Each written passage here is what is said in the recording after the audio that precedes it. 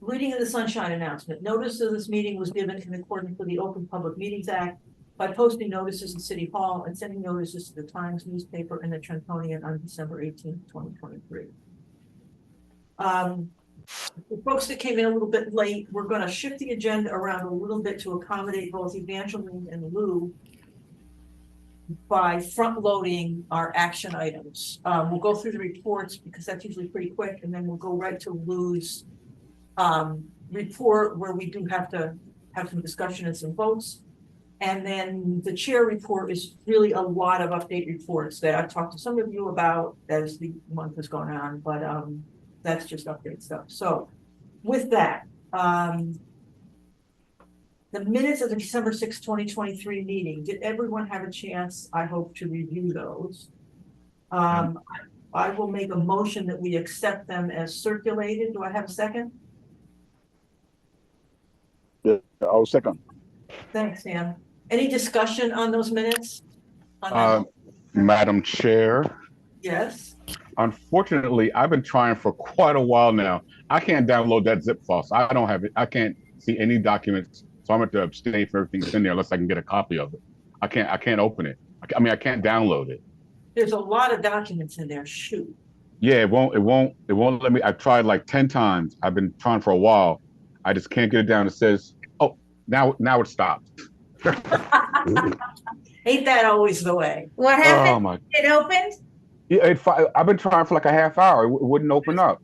There's a lot in there. Yeah, because if you have a problem, I could kind of send you different documents, like a little at a time. Yeah. No, I'm in it now, and I'm fine. I'm just going to be slow on everything now because I usually start this ahead of time, but I didn't Why get a don't we chance. do this? We'll hold off. Let's do Lou first because we can have discussions on that stuff before voting. And then if you can kind of scan that stuff, Scott, while we're, doing that, how's that? Is everybody okay with that? All right, Lou, you're on. Okay, great. Good evening. Thank you, everyone. The facilities report outlines the 3 action items for this evening. The first deals with the brought-in front garage. The bids were received on Monday afternoon for the temporary stabilization. This is in response to the Trenton Building Department citation and subsequent meeting and agreement that Mike reached with them. The low bid, well, basically there's a couple attachments just in the way of documentation. First is the bid results. There was a total of 5 bids received.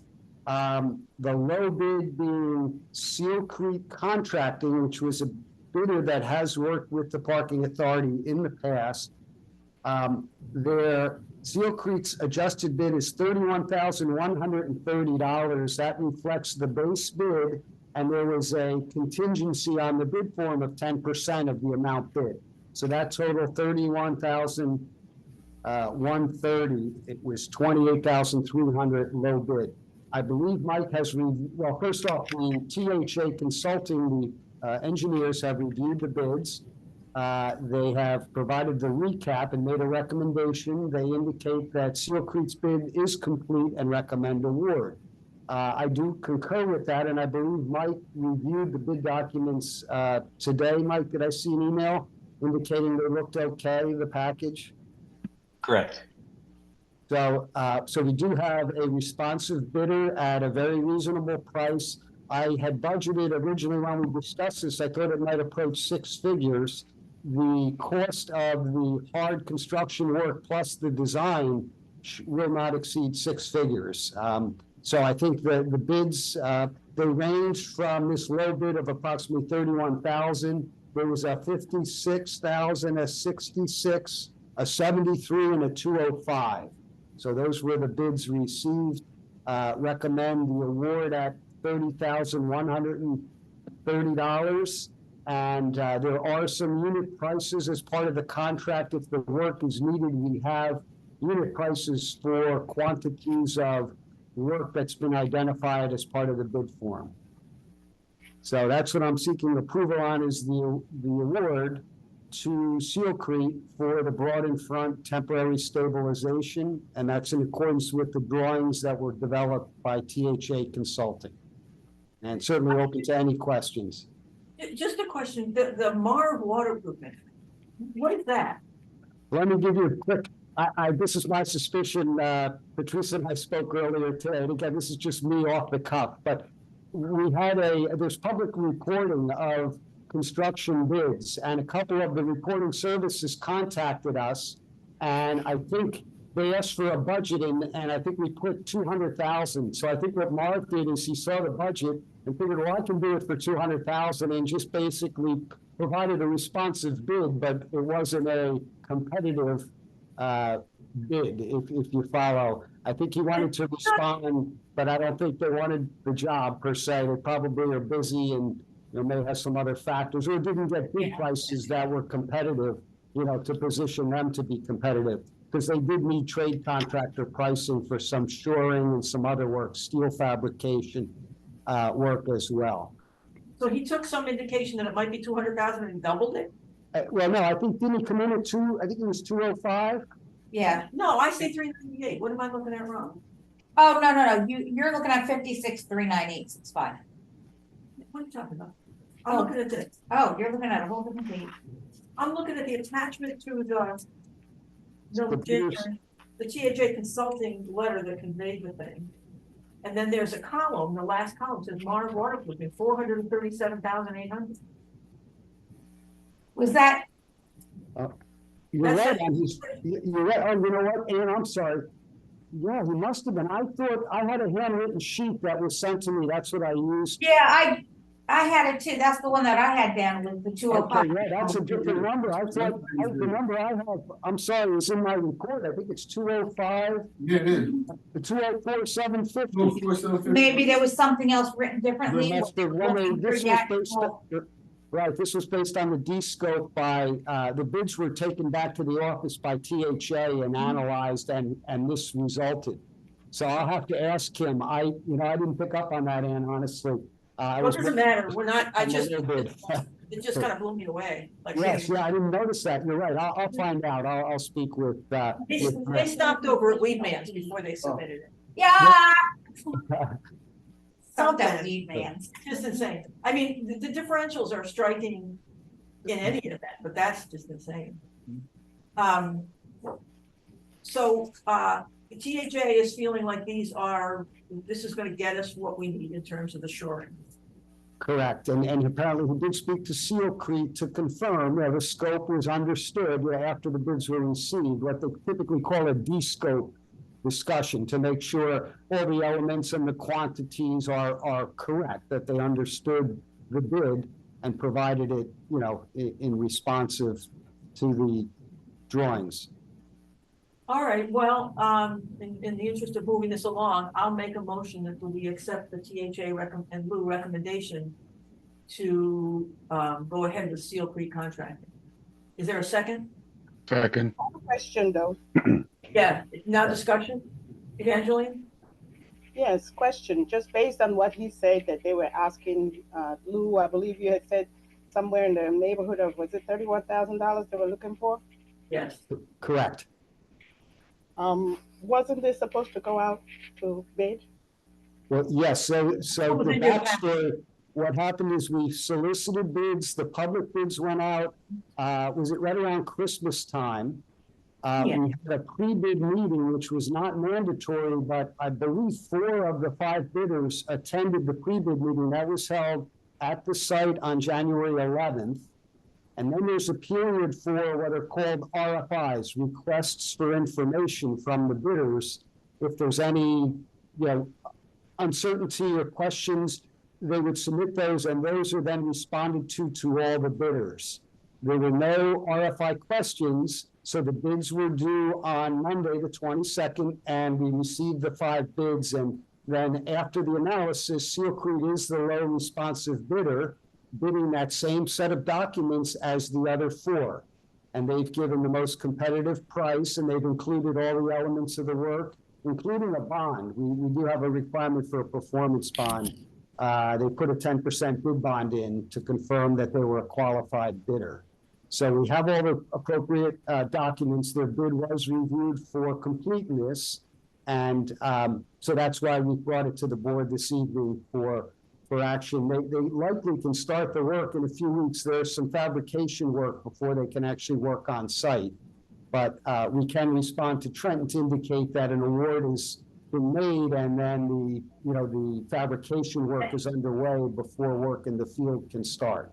Sure. And Evangeline, if you just want to check, in your bid package, there is a letter to Lou from THA Consulting dated January 23rd.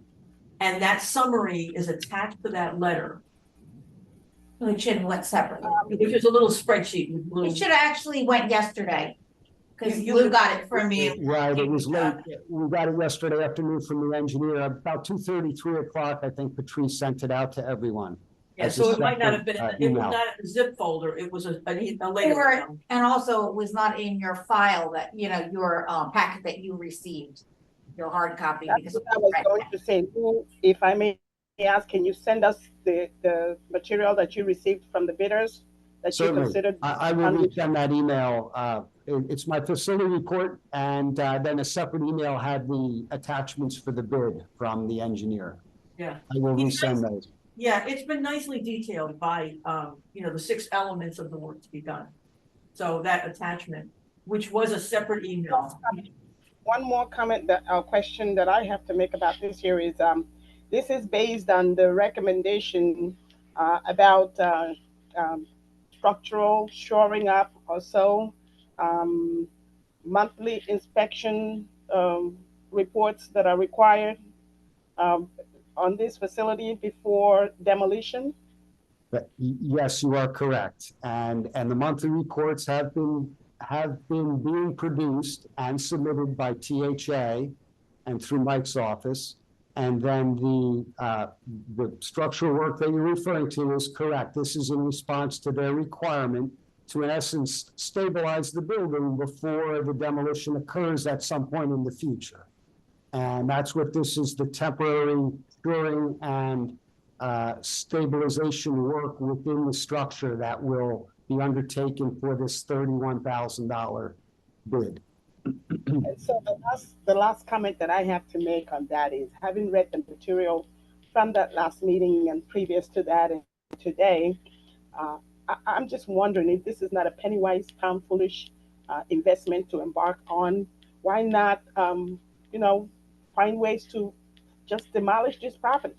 Why are you spending this much money to shore up structural violations, so to say, before you eventually bring the property down? I'm just questioning. Well, part of it is that If I can respond, the town has cited the parking authority for imminent collapse or imminent hazard, I believe is the actual term of the violation notice that they issued. And they were basically saying, demolish this in 30 days, which is not feasible.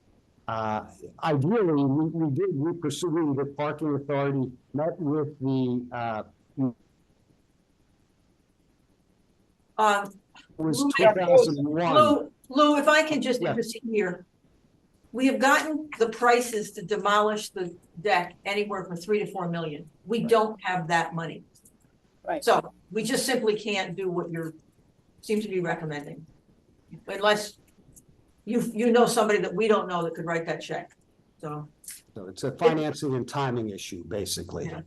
So in the interest of moving this along, okay, Evangeline, any other questions, or does any other board member have a question before we vote on this? No, I'm done. Okay, we have a motion and a second. We've had our discussion. Can I ask that all in favor of accepting the CO3 bid for the shoring work, say aye or raise your hand? Aye. Aye. Aye. Sam, can you hear us? Sam's muted. Any abstentions? I'm abstaining. Hello. Sam? Yeah, Yeah. Sam? Yeah, I'm here. Just call for the vote. Are you in favor of the Seal Creek bid being accepted? Did you hear the motion? Yeah, I'm here. Okay, so we have 3 in favor and 1 abstention, and that passes. So Lou, you can take it from here.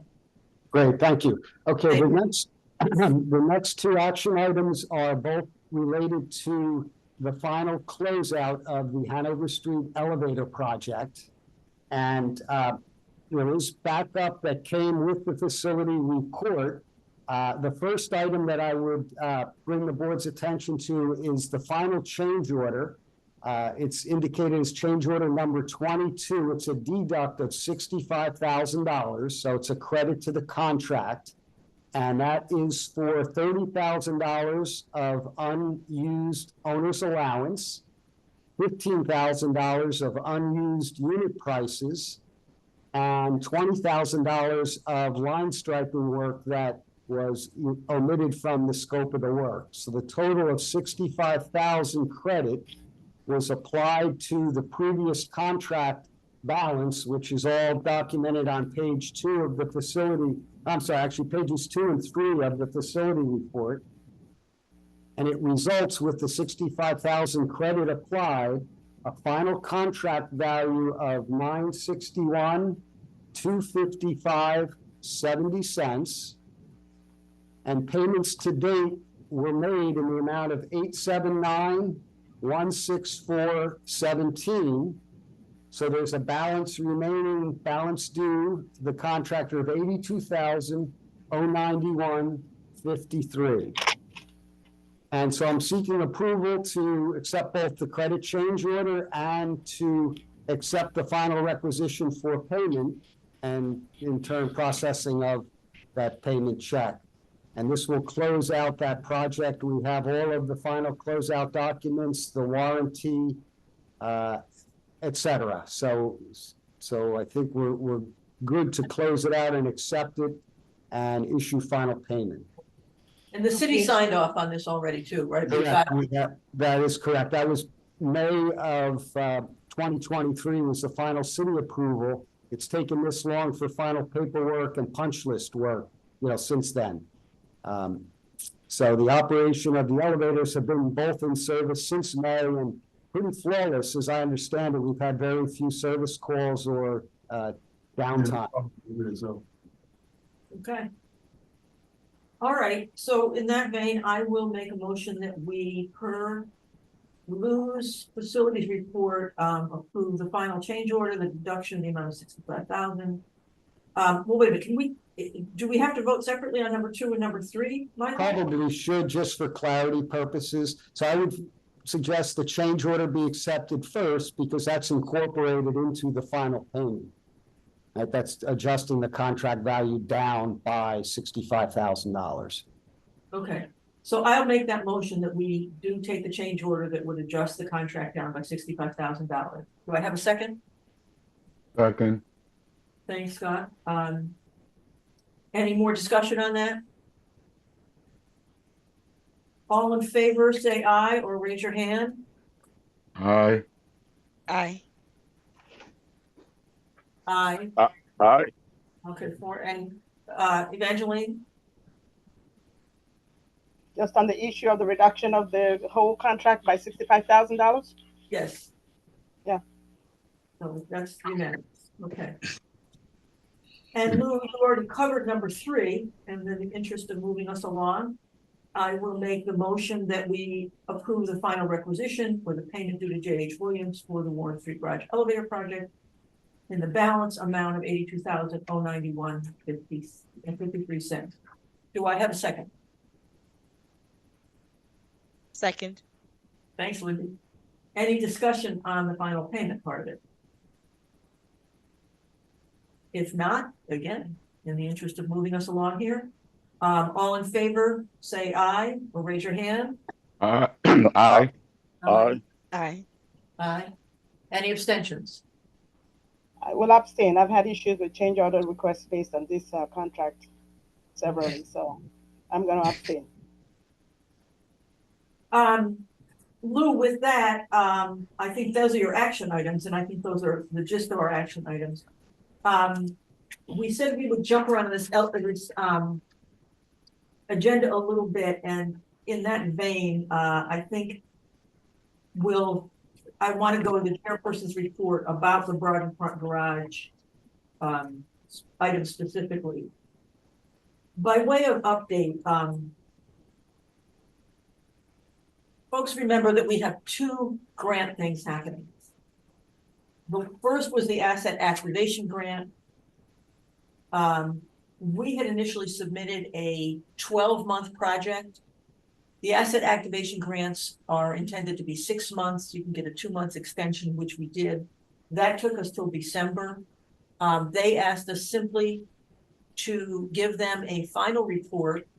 They were satisfied that we had done enough to justify the grant amounts. So we submitted a final report based on everything that we've done thus far. They want to be kept abreast of the RFEI in the future forward-going processes, but they're satisfied. They understand Jason Miller is the grant manager for the asset activation grant. He says, we understand that payments will happen beyond the end date of the grant. That's just the nature of how that works. So the asset activation grant, we finished the reporting required. They will send us a final check. We actually thought we were going to try to rush to have the RFEI out before the grant date until it was clarified that we don't have to be in that sort of a rush state. And we're still kind of waiting for some stuff from consultants and fine tuning that document. And so that has been delayed. We didn't rush that out, but everybody's on the grant end of it's fine with that. A little less smooth is the CCRC grant. Just to recap, some years ago, folks from the state asked the mayor if he needed something put in the budget specifically, and the mayor requested money to help demolish the Broad Front garage, knowing that we didn't have that, and it was a big number. And they put $1.5 million into the state budget. It sat there through a whole budget cycle and wasn't turned over to us. We got our legislators to make sure that it was in for another budget cycle. We were then approaching the end of that budget cycle, and they still hadn't decided how they were going to handle making that money available to us. And so at the end of that previous fiscal year, which was like May of 2023, they decided that they would make an agreement with the Capital City Redevelopment Corporation, which is a state entity under the management of the NJEDA, and they would transfer the money out of the state budget to CCRC. Having gotten that money, then we started working together to say that we would like to be able to draw some of those funds down for tasks that would be required before any demolition could occur at any rate. And Lou helped us through the process of outlining what those were. Using Lou's outline of those tasks, we submitted that to CCRC and effectively EDA and Treasury, and they used Lou's report as the basis for a grant. But the grant wasn't for the full 1.5 million. They were going to give us a grant for those initial pre-demolition steps. Somewhere in that time frame, though, is when the DCA determination that we had to do something quickly came about via the city inspections department.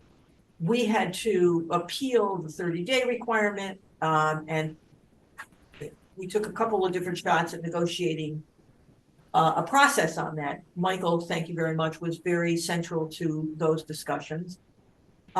We indeed then in the fall did go have a meeting with the Mercer County Construction Officials Review Board and worked through this shoring project.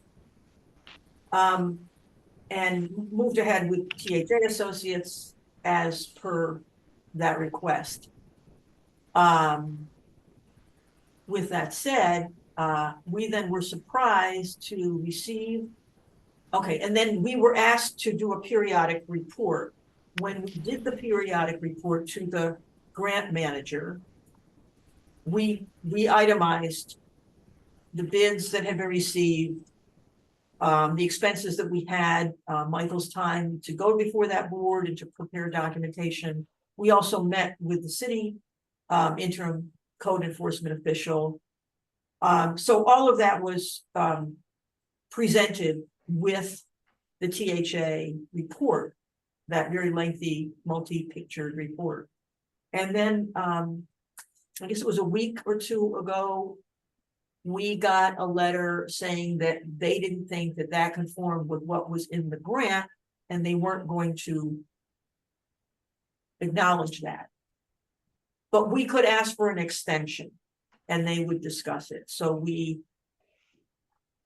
at their deadline, which was Friday of last week, sent them a letter asking for an extension, which, Michael, I don't know if you noticed, but I had a typo in there. I left the word days after 90 off, but it was pretty clear what we were asking for at any rate. They acknowledged receipt of that, but I do anticipate there may be some, I don't know, some pushing that we have to do to make them understand that the money is available because the mayor requested it. They have control over it just because that's how Treasury decided to do it, but we need them to partner with us and recognize we're doing what is required to get to move forward on the project of the demolition. It was surprising to us that they objected, given that I talked to Lou about this, and Lou was very confident that what we had been doing fell very comfortably within what had been outlined in his summary of what needed to be done, and then that was incorporated into the grant. So this is all a puzzle. It's fairly fresh news, and you know, we're going to have to take more of Michael's time to work through this, but you should just be aware. I have talked to the CCRC has a subcommittee, which best as I know is made up of Willard Stanback, who you know has attended some of these meetings, and Jeff Laurenti, who has on occasion, though less frequently, also attended our meetings. And I talked to them and said, you know, be our partners on this. We need you to be our advocates from inside that committee and inside that board, noting that this is very much, these are very much tasks that are required to move this ahead and to keep us out of trouble with, you know, the construction officials board, et cetera. With that, I'd like to ask Michael if that's a fair summary and if you need to add any pieces to that.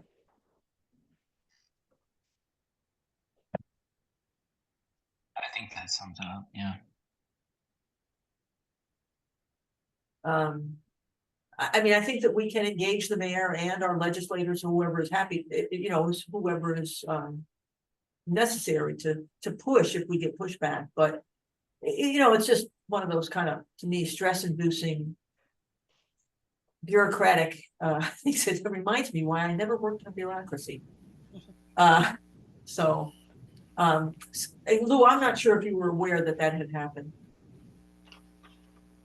I wasn't, and you know, let me know if I can assist in terms of justifying, you know, any of the costs that they're pushing back on. But I mean, all of these are tasks that are necessary, you know, to position the building to be demolished per the current, you know, applicable codes.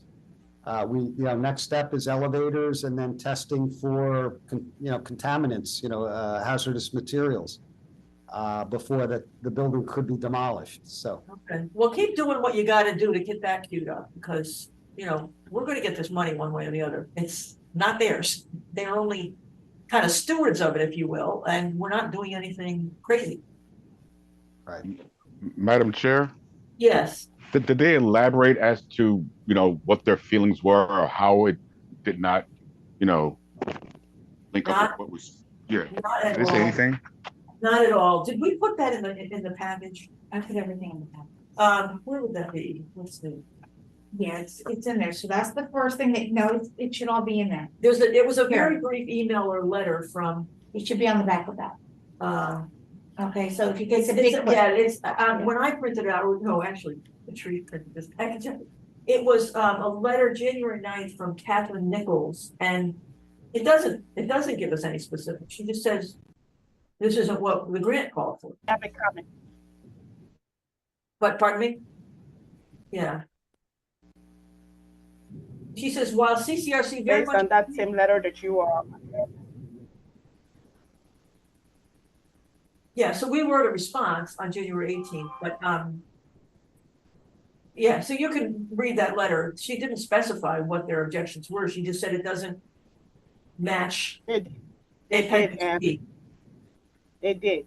On the third paragraph, well, one, two, three, fourth paragraph, third paragraph actually, they did say that whatever you presented, while they were sympathetic and understanding of your report's presentations, that in accordance with the specifications of the grant, that those reports, those concerns were not billable to Yeah, the but she grant. doesn't say what her concerns were as So it, yes, as I it want to ask specified.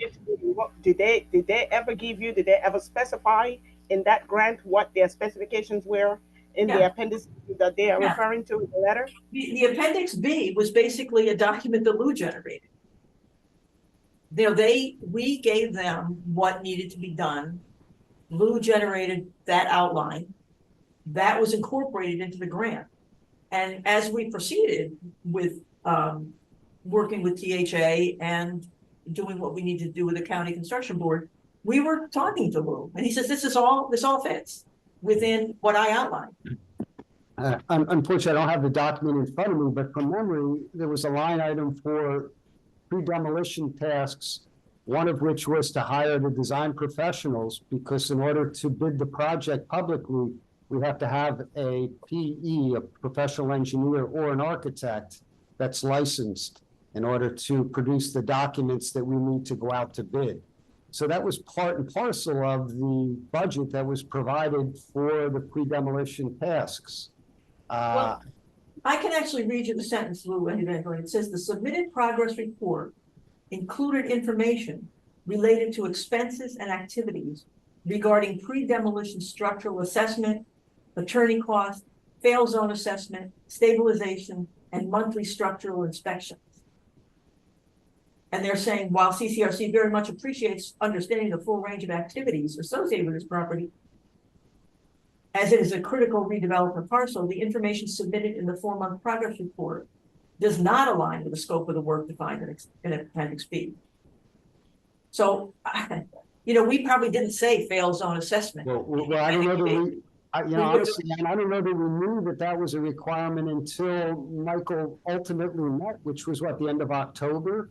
Exactly. So, yeah, I'm not sure if, and again, maybe it was out there, but I didn't capture it. I'm not sure what the date of my budget is, but you know, I'm thinking that I think that came after the fact. As a matter of fact, I think we may have already had the grant when this whole. No question. Yeah, I think that's true. You know, what's interesting is these aren't construction professionals. And they, you know, they just pretty much said, we're not paying for that, but they didn't ask for an elaboration, the whys, the wherefores, how we thought it fit, So we'll have to justify. Maybe we could just send them a letter of justification, ask them to reconsider, and I could try and highlight some salient points. Yeah, it's just, you know, it just costs money to push back on them. Sure. You know, Lou's time and Michael's time, and it's not their money. That's what I keep saying. It's not their money. It's our money. And how much was the asset activation grant in total? The asset activation grant, which is not this, the asset activation grant was $47,000. That was. So basically, just looking at 1.5. That was not this. I'm sorry, but to stay on this topic, this grant, the one that we're talking about now, was 126. I'm talking about the same topic too. I'm just saying, even if you added that to this year, assuming all goes well and we get this money from them, which is the 1.5 million, we're still nowhere near scratching the surface and what we need for the demolition. That could be what I'm considering. I'm just playing the advocate. The expectation is that when we put this out there to the development community, we will state the status relative to pre-demolition and put this as having been completed in advance of demolition. And my expectation is that a developer will understand that the demolition is part of the project they would take on if they were to take on this project, and that we also could make available the balance of the 1.5 million as a contribution to the overall redevelopment. And that they would then. I'm just as perplexed as anyone else on this meeting here. And I guess I want to say to both you and Mr. Rice and perhaps Mr. Ash, Why is this a problem such as it is now, you know, given the longevity of the existence of this problem? In other words, I'm referring to you guys in terms of the history of being here and perhaps understanding better than myself, maybe others. Why is this the problem that it is now, that it hasn't been in the past? There's not a past for this. This is Yeah, it's no past. There's no past on this. This is a new project. It's a This is new new. project. You're a part of this like us. No, Yeah. I'm just saying that this problem of the fracking broad has been existing. That preceded my time. Now that's all I'm saying. And in terms of the finances that we're talking about, I'm just saying, why is this a problem presenting in the current? Whether it's today, 1 year, 2 years ago, whatever. I mean, I'm just Mr. Asher, from a historical point of view. I mean, we're all trying to understand why we're where we are today. It's not a historical point of view. This happened about 2 weeks ago. No, I think she's. Yeah, this is new. Oh. Oh, that went back to 1975, though. Didn't that go back to the original design of the building? That's before all of us here. 1975. Just That's 1975. this building, this structure was built by the city of Trenton. And they started having problems with it. Within 6 years of its construction, there started to be structural fundamental problems. They were addressing them, they thought, but somewhere about 15 years ago, they asked the parking authority to buy this from them. And the leadership at the time, for all of us, They didn't want it anymore. made that. Yeah. We bought Don't. a problem. Therein lies the pointer to my question. If as you say, and I appreciate the history because I don't know, and that's why I'm asking, if the city built it and then asked the parking authority to purchase it, why are we incurring, how do I say it, what I would consider antagonistic, prohibitive violations issues from this same city that built it, and now the state in terms of, you know, any help? In other words, historically, legalistically, Mr. Ash, how is it that you're not able to frame this argument to say we are not the cause of this problem, we inherited this problem? What is the loophole out of this here? Because as far as I'm concerned, just sitting looking as a standard, you know, we're nowhere near making real the feasibility of the demolition of this facility. Okay, this is a city problem. The city is adding to the problem in terms of violations and asking you for, what you said, monthly inspection reports and all of that stuff. 31,000, 32, just thereabouts, just based on the inspections alone. Forget about what we're going to pay THA, Lou, and his people, whatever. So how are we not able to turn this back to the city in terms of a liability? Why is it a TPA problem? That's what I'm trying to understand. We bought it because we own it. We own it. None of the people at the table here were there at the time, but we, the leadership that we follow on, bought it. And when we got on this board, we took that responsibility to find a way out of it. But we do own it, and we have to own it in the literal sense of the word and own it in the problem-solving sense of it. We can't just, I don't know what loophole besides, like we own it. I don't think we have any bonds against it right now, but I mean, you want to gift it back to the city? No, I don't think so. I don't think they'd take it. Michael, I'm sorry, if you have any insight, I'm waiting for you to unmute yourself. It's not. I'm not following what the specific question is. I believe this is all part of board action discussion that has taken place at least over the past year, where it was decided really as a policy that the demolition of the Broad Front garage at significant expense, in excess of $2 million, which the parking authority does not have, should be a cost that is borne by an eventual developer. And everything that we've been doing has been in service of turning this site into not just a derelict and crumbling liability, but to make it a prime redevelopment opportunity.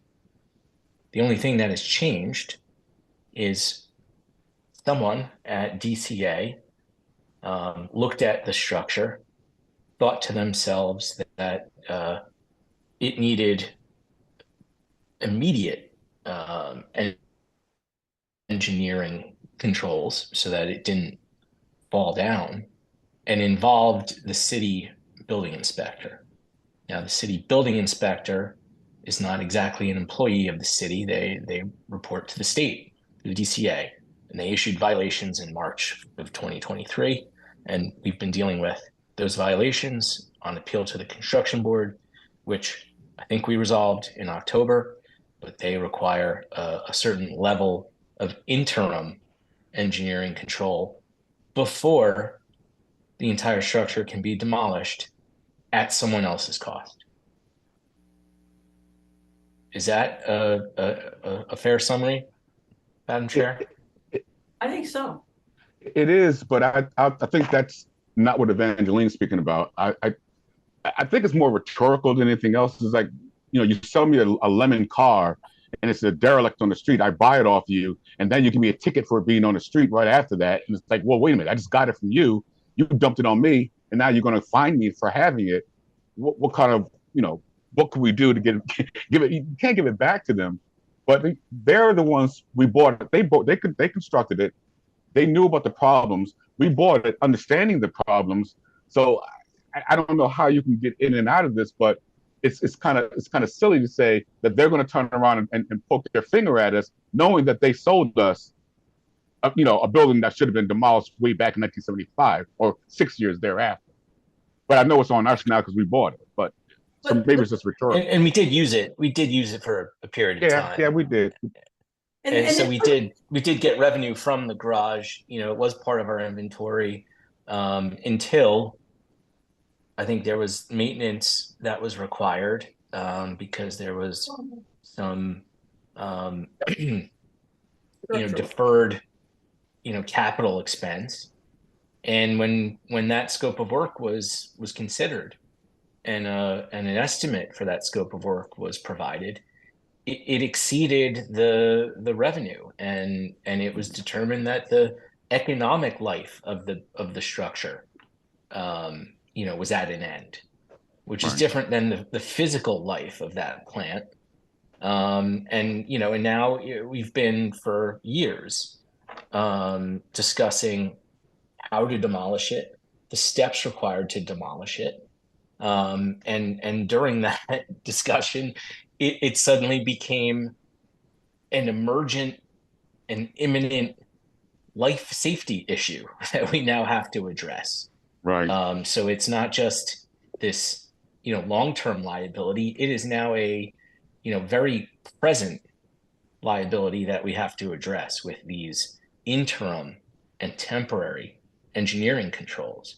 But we're not in a position to completely demolish the structure, but we're trying to get to that place. I don't recall the year that the city conveyed this structure back to the parking authority. I don't know when that occurred. It was a long time ago. It was 25 years ago to 30 years ago at least. And notably, as we say, none of us were here at the time. Nobody in City Hall was there at the time either. So we're all just responsible parties playing a role, and we own the property. It is ours to manage. And I think that we've put some good steps in motion to get there. So, kind of talking about loopholes to get us out of it. I think we're responsible stewards here. So as I was saying, Mr. Rice's assessment of my question was correct. And all I'm suggesting is, Mr. Rash, perhaps you could get back to the year, as you mentioned, do some research regarding when this facility, which is the parking authority, acquired this particular property from the city. Let's see what the operative rules and regulations and statutes were in those days and times, and see how we can come to some kind of a middle ground with all the stakeholders involved in our current problem. Well, Evangeline, before we start giving Michael assignments, because he gets paid by the hour, that would be interesting, but I think that there is some history in the document that came from the asset activation grant consultant where they did some history. And I think just in your reports, there are some histories about the history, or there's some comments about the history of this report that you could find pretty readily in those documents that have been being circulated. So, with that, has anybody got anything else for Lou?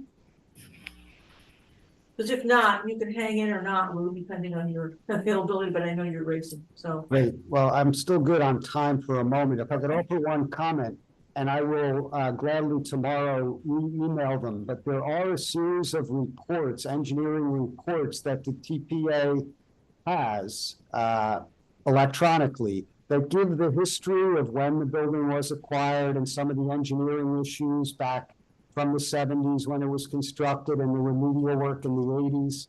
And just as a side comment, there was some costs incurred 2018 or 2019 to remediate an underground storage tank at the Broad and Front garage, which I'd have to look back, but it was approaching 6 figures of cost, all borne by the TPA. So that could also potentially be a grab back to the Trenton, on that property, because that was a recent cost incurred by TPA for Broad and Front. But what that did is position the property to have a no further action letter. So what that indicates is, as regards the underground oil tank, there's no further action required. The DEP has accepted the property as being clean to their standards. Okay. So we have accomplished Make a note of that. and we'll see if that's something where we can kind of claw back some money. I'm skeptical since we got to claw back stuff that we just spent going back a year, Yeah. a couple of years. That was, years. yeah, that was probably what, at least 5 years ago, Will? Yeah. I would think about I'm thinking 17, 18 timeframe for the cleanup. I have all the documents. I could certainly forward those as refreshers. All right, well, with that, why don't we then jump to the front part of our agenda and go through the reports. Thank you. I'll bid my farewell then, and thank you. I'll be in touch with Patrice tomorrow and speak with Mike about notifying Seal Creed and starting to move forward under this contract work. Much appreciated. Thank you. Thank you. Have a good evening. Yep. All right, jumping to those reports. I don't know if you got a chance to skim anything, Scott, but we're going to bring up the minutes. Yep, I'm good. You're good. Okay, so we had a motion. I guess it's no. And then Sam. Okay, so we've got a motion that we tabled for a minute, but we're back on it. If people have had a chance to review the minutes, any questions, comments? And if not, I'd ask everyone in favor of accepting the minutes from December 6, 2023, say aye. Aye. Aye. Aye. Sam? Evangeline? No, We got a no. And Sam? Are you there, Sam? Well, Mark Sam is abstained. It passes 3-2, 2 abstentions. If he chimes back in, we can ask him what the vote was. Okay, that's the minutes. December 23rd financial report. Did folks have an opportunity to review the financial reports as circulated? I'll make a motion that we accept the financial reports. Is there a second? Second. Any questions, comments, concerns? I just saw one of our decks, we were trending ever so slightly downward, as opposed to we want to trend up, but overall the trend There's is gonna up. be some changes. Yeah, oh, and Patrice is saying there's gonna be some tinkering as final Yeah. numbers come in. Okay, fair enough. All right, all in favor of accepting the financial reports as circulated? Sam's calling, bear with me for a minute. Sam? You lost So it? just put them on speaker. All right, I'll put you on speaker right here on my phone. Is that okay? All right, okay. All right, I'm gonna put Sam on speaker and hopefully he'll hear where we are. Sam, we marked you down as an abstention on a vote for the minutes. Is that okay, or do you want to vote in favor? Definitely in favor. Okay, in favor of the minutes. Okay, we are now on the financial reports. We have a motion and a second. Any questions on the financial reports? Any discussion? Patrice did note that there's going to be a couple, just fine tuning changes. There is gonna be a coming month, Okay. she'll see differences. Just relative to trends, not the And actual- transients. Yeah, and not the numbers so much. Okay. Nothing that would change these reports, these monthly No. reports are as circulated. Okay. All right, all in favor, say aye or raise your hand. Aye. Aye. Okay, there's Sam, Lindy. Any abstentions? Any, no? Evangeline? No. Abstention? No for me. You're a no on the financials?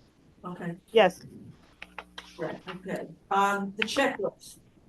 Did folks get a chance to review the checklist? Well, let me start with, I'll make a motion that we accept the checklist. Do I have a second? Yeah, I'll say. Thanks, Sam. Any discussion on the checklist? Yes, I have two. First one is Trenton Joe's. What is that? New uniforms? I thought we talked about getting new uniforms. Is that what that is? Yes, Yes. yep, And is that for everyone or just that's select for people? everybody. Cool. And everybody got sort two each. They got, winter jackets, because they actually didn't even have winter jackets, so they had the, winter jackets, hoodies, a couple of shirts each. Yeah. And hats and all that. Okay. Second thing was the 1229, the E&P resource group, $4,900. There was a busted pipe at Liberty Commons. Yeah. Oh yeah, that's all the work. They did they finished up the work for the fires inspectors and they did the pipe at Liberty Commons from the top floor all the way down to the bottom. They reran all the wires, and now we have a PVC that shouldn't bust anymore because we've been having that pipe bust like every year. So now they changed it to a pipe that doesn't bust. But I'm saying I wasn't aware that it had busted. That was This has been down for like 2 years. Oh. What is it? Storm sewer pipe or storm sewer? Yes, Okay. What was it? Metal? Was it? it was metal at first, but they Okay. changed it all the way out. Okay. It'll outlast us. Let's say that. Yeah, well, yeah, PVC is fine. That's all I have. Okay. So I do have some questions myself. Yes. So just like he asked about the Joe and Son, Trenton Joe and Son, how many people are we providing uniforms for here? Actually, there was, well, I mean, I didn't get one, well, I got a little like jacket and so did Gloria, but other than that, so there was about what, 12 guys, I guess. About there. Okay, so the further down the line, the item for THA Consulting, it says B&F stabilization 12,000. What exactly are we talking about? The stabilization contract that we are deliberating, voting on, giving them the contract for, or what? What exactly is that? Well, THA Consulting is our retained engineering consultants, and they did the design work that then allowed Lou to put it out to bid. You're saying that the 12,000 that is itemized here is for their design? Yes, they had to develop what the bidders were bidding on. Is that different from the 7,800 that was included in the minutes that you just voted on? Well, this, let's see.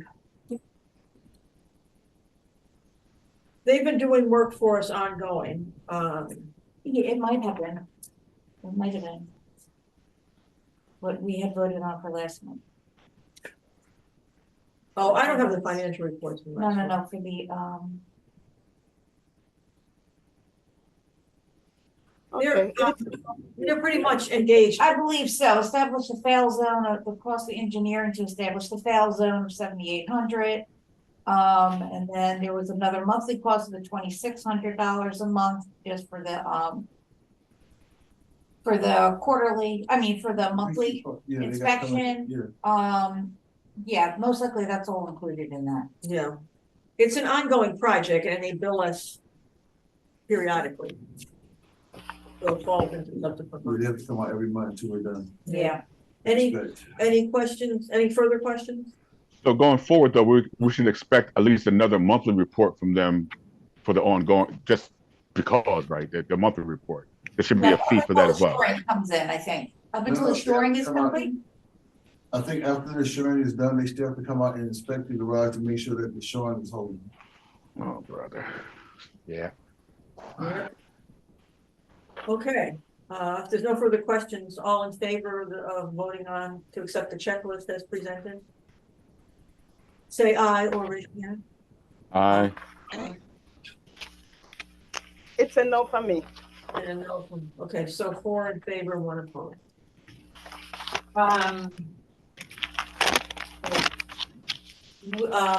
We did not, I did not see it in non-confident kind of report, did I? No.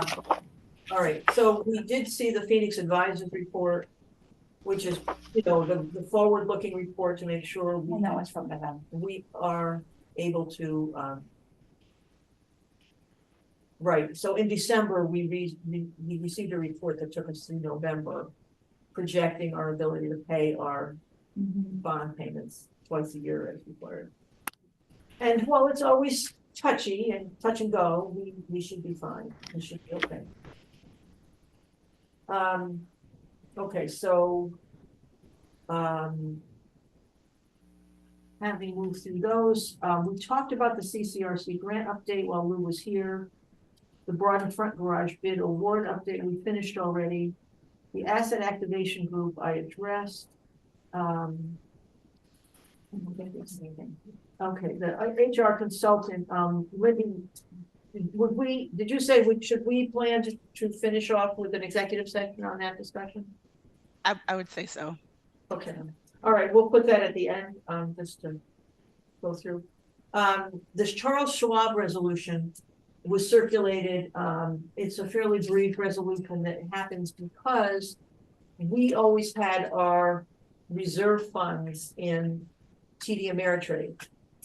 TD Ameritrade doesn't exist anymore. And they handed off all of their accounts to Charles Schwab and Company. So this resolution basically catches, conveys our relationship to Charles Schwab. We just need a resolution because we're now doing business with Charles Schwab. I will read this so you don't have to go through your pile. Resolution of the Trenton Parking Authority authorizing transfer of funds. Meanwhile, of course, this happened already. TD Ameritrade did this. Whereas the Trenton Parking Authority currently maintains depository business checking and investment accounts for the operations of the authority as part of an approved cash management plan. Whereas the authority maintained a depository account with TD Ameritrade as memorialized in an approved cash management plan. And whereas TD Ameritrade was acquired by Charles Schwab and Company, Inc., and whereas Charles Schwab and Company has requested that the authority identify individuals of the authority authorized to sign documents on behalf of the authority. Now therefore be it resolved, the commissioners of the parking authority of the city of Trenton authorize Ann Labatt, chairperson, and Sam Topo, treasurer, sign account documents on behalf of the authority. Be it further resolved that the chairperson, vice chairperson, treasurer, and secretary are authorized to sign all paperwork required to effectuate the transfer. I will make that a motion to accept this resolution. Do I have a second? Second. Thanks. Any discussion? Hearing no discussion, I ask all in favor to say aye or raise your hand. Aye. Aye. Aye. Sam? Aye. Okay. Evangeline? Abstain. Abstain. Okay. And Four- that's the last thing you're voting on. I just want to remind you about my pre-meeting commencement request, please. It's currently 2 minutes after 6. I'm imminently under pressure to leave. Before I leave, I just wanted to ask one question. Yes. What happened? This was also supposed to be a reorganization meeting today?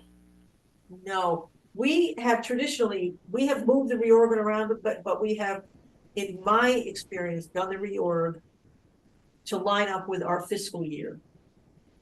And it kind of got moved around, but for no good reason. So the thinking is that we should keeping that aligned with our fiscal year. Okay, so I hear my idea here. We have moved. When was this put in place? Just for clarity. Experience in the last couple, I've been on the board for a number of years, and it was always done based on our fiscal year. And I think at some point we weren't ready, or it got moved, but it was never really discussed. And it seems to me a good policy to do reorganization, or what's often called an annual meeting. Right. I heard plenty of what you think. And how, Mr. Asher, how about that? Just before I leave, please.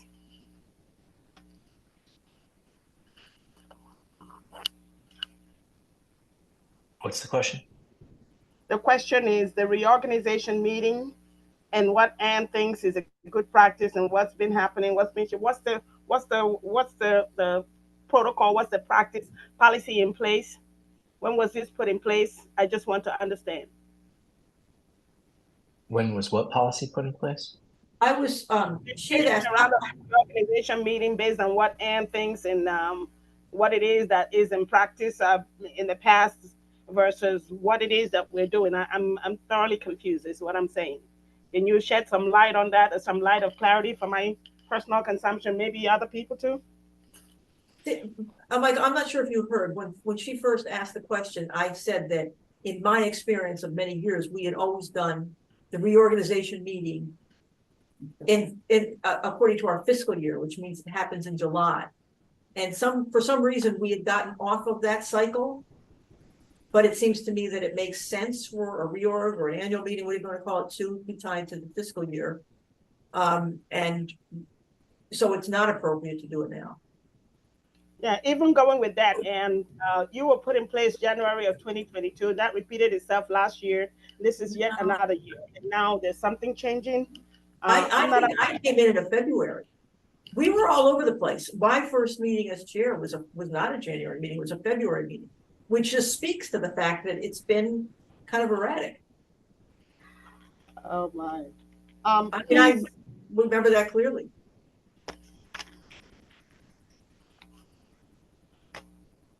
Okay, Verizon.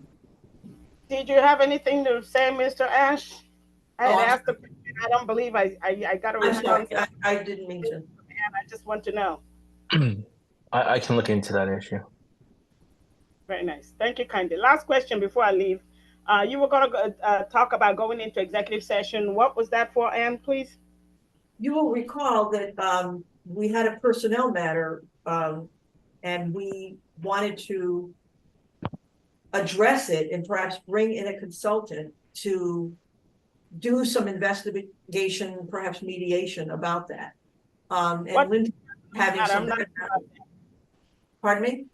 What personnel matter? I'm not aware of that. Patrice raised issues specifically with your interactions with her.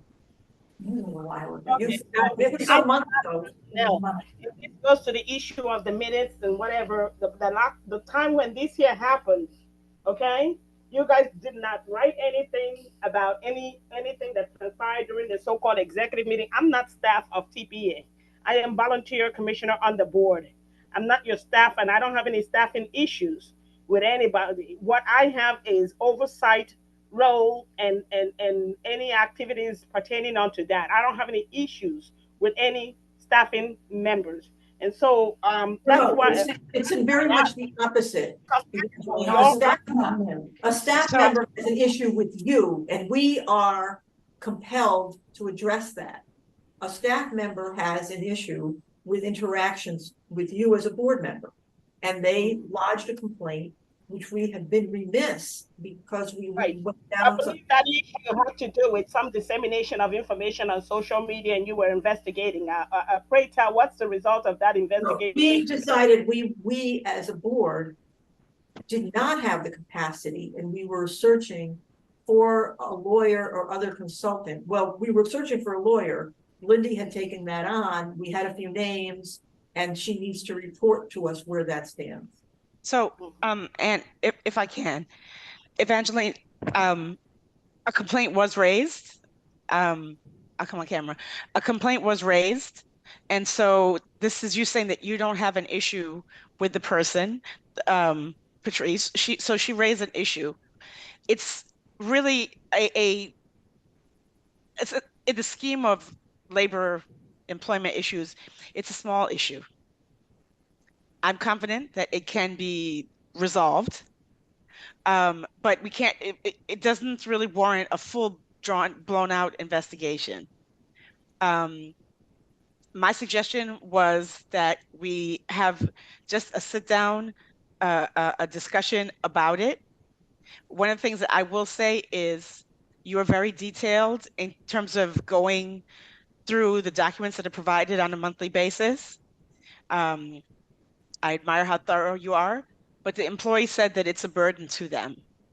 And so to me, it just sounds like we need to figure out a way that your request for information can go forward amicably. I don't know if you still want the information in the manner that you did before, but to me, it seems that it's just to have a conversation about what is reasonable and come to an understanding about how we're going to go forward with sharing this information. And Lindy, if I can, Hold on 1 second, please. Of oversight activity on the part of any one of us as board members. I don't think that's a personal issue. I'm not involved in the daily operations of the TPA. In our oversight roles, we are to review operational reports, issues brought to our attention, matters of records that perhaps even preceded our time on this year board. That's all I'm asking. Okay. If the provision of that is a problem for somebody, it's a matter of staffing issues in terms of time to provide that, which is a different matter in and of itself that has been hashed ad nauseum here or not resolved. That's not my fault. That's not my problem. But specifically, Ms. Ashton, what I'm referring to is that, first of all, I was first apprised of this so-called personnel issue during the time when that happened several months ago last year. I was not aware of any complaints raised, as you have articulated here. And most importantly, again, the issue wasn't a matter of the records I requested as much as it was a matter of somebody's speculation about something I released in the way of information on social media. Okay? I don't know if you understand that. And if I can, Anne. For this board here, while this meeting is being recorded, okay. I don't have any idea. Evangeline, let Lindy talk and then I need to talk. To do with the papers. Again, Lindy, there is a concern that this is not, your framing of it was a little too narrow. Patrice happens to be sitting here. We're not in an executive session, so this is weird. But actually to go forward, and I didn't realize that, but to go forward in the manner that we had suggested, it would have been probably better if Patrice not be there so that we can discuss these issues.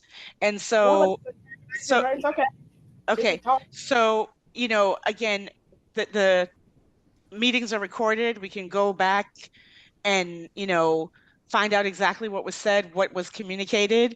However, I do think in the scope of this, it's a small issue. And I think that this can be resolved. I think that if somebody's upset about something or somebody needs resolution or seeking resolution about something, it's good to talk about it, to get it, just air the issue and for us to figure out how we're going to go forward. And so I think that at this point, we should recognize that Patrice did raise some concerns. You know, I think that it can be resolved through just a discussion, a facilitated mediation. But there is an issue and we would like to bring it to close. And so, I mean, we're all here now. So I'm just going to say that, you know, I think it would be good to have a mediation or mediator to discuss this. I do think that there was some issue. I'm going to use the word issue. And I think that we just need to be able to hear the parties out and figure out how we're going to go forward.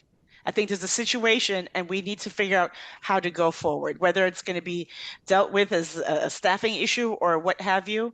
I do feel that it's fair to say we need to figure out how we're going to go forward, and that's what we're trying to do. All right, should we go into executive session? Mine is a volunteer time. It has the case. I have no issues with anybody raising any. So that's not the question. Lindy, okay. Should we go into executive session? I think that we should. I think it was raised. It's 30 minutes after the time I requested to be off in deference and respectfully. So I've participated in this dialogue.